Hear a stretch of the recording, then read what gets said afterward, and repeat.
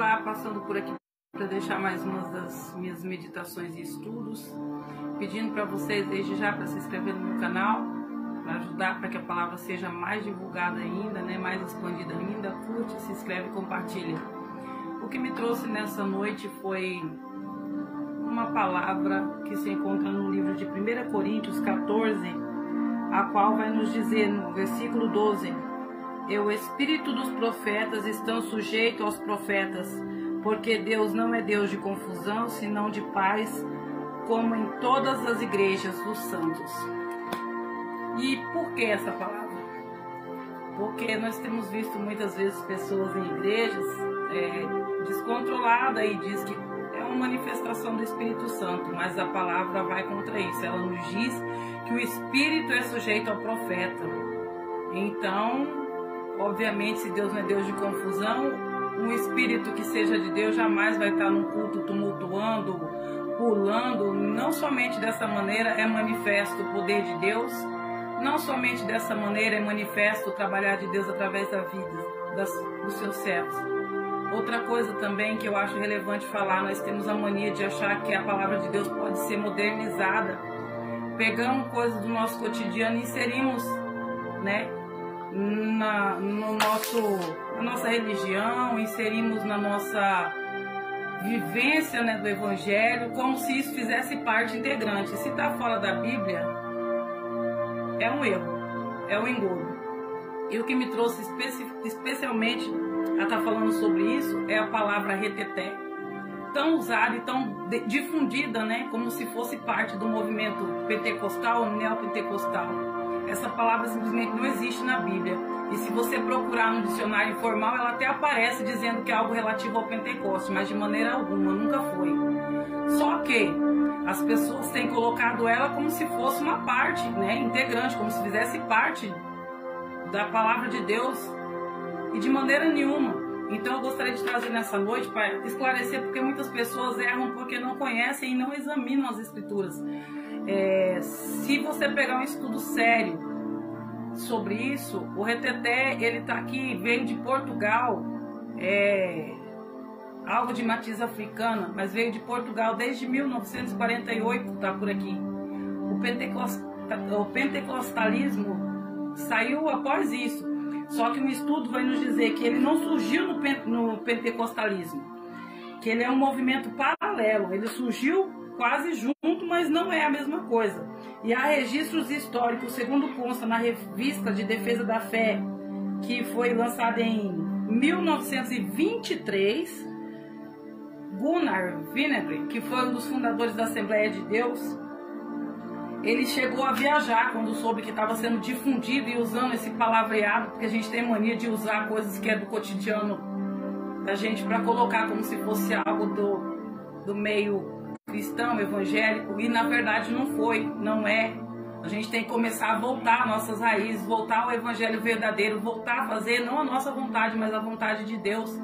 Por que que a igreja hoje cresce, mas a gente não vê tantas curas, não vê milagre, não vê cego enxergando, não vê mudo falando, não vê deficiente andando, não vê morto ressuscitando?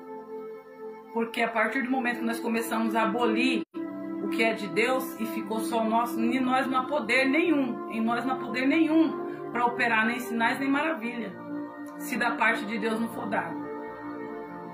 Então, se nós voltarmos às nossas raízes, voltar a viver o evangelho verdadeiro, quem sabe nós possamos experimentar ainda nesse tempo milagres como eram no tempo de Jesus, né? E o que Vinegre encontrou quando ele veio em viagem foi lá para o sul e constatou que era feitiçaria e baixo espiritismo. E hoje nós cristãos, muitos de nós, há muito tempo eu aboli isso do meu vocabulário, até porque eu acho que tudo que surge a gente tem que investigar, a gente tem que reter aquilo que é bom. Não funciona, não deveria funcionar, não é para o nosso uso, né? E a gente está trazendo muita coisa que é do altar de Baal para o altar de Deus. E isso tem impedido Deus de realmente se movimentar. É uma ignorância. Então, muita gente acha desnecessário o estudo da palavra, outros acham desnecessário o estudo da teologia, Eu digo que nós devemos parar de fazer apologia à ignorância e achar que Deus vai fazer tudo por nós. A nossa parte nós temos que fazer, nós temos que buscar conhecimento, estudar sim a palavra. Antes de nós vieram outros que batalharam para que nós tivéssemos a oportunidade de estar fazendo isso. A palavra não é mais em latim. Nós não precisamos do padre para rezar uma missa por nós, para que a gente venha compreender a palavra de Deus. A gente pode pegar e examinar as escrituras, e ela mesmo diz de si, examinar as escrituras, porque são elas que de mim testificam. Então nós temos que acordar, despertar, voltar a ser a igreja de Cristo, como Cristo nos fez. Parar de querer inserir os nossos costumes, as nossas vaidades dentro daquilo que Deus nunca mudou e nunca vai mudar. Até porque a Bíblia diz que passarão céus e terras, mas a palavra do Senhor não passará. Então eu trago nesta tarde para que vocês digam não ao reteté. Tudo aquilo que é estranho, tudo aquilo que a palavra não menciona, tudo aquilo que é invencionice de homem, seja abolido do meio daquilo que pertence a Deus. Porque Deus não mudou e nunca mudará. E a palavra dele também não.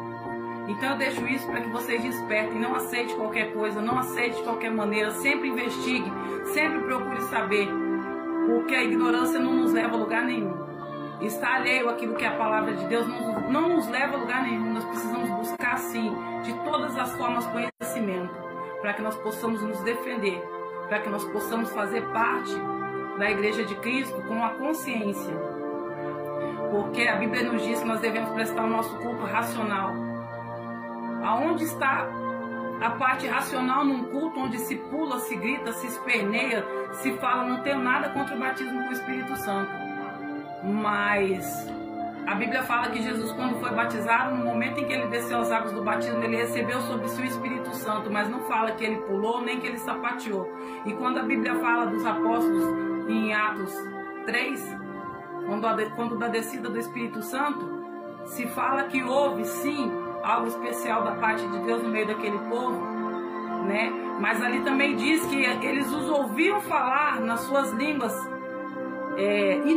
linguagem idiomática, linguagem de fala mesmo, né? Só que a Bíblia não abole que as pessoas possam falar em mistério de outra maneira, até porque a Bíblia diz que tem línguas dos anjos, né? E aquele que fala, mas não interpreta, só edifica a si mesmo. Então, vamos começar a examinar a Escritura e ver a necessidade de ficar trazendo coisas novas, porque se Deus estivesse se agradando da maneira como nós temos vivido o Evangelho, certamente nós veríamos os mesmos milagres que Jesus operou, que Paulo operou, que Pedro operou, teríamos as mesmas revelações. Os dias são maus. Cedo vem o Senhor, e como Ele vai achar a sua igreja? Então que nós começamos a voltar ao Evangelho original, voltar a dar importância para a palavra e viver aquilo que a palavra nos instrui a viver. Parar de trazer a moda para dentro da igreja. A igreja não precisa ser moderna, ela precisa ser de Cristo. Amém?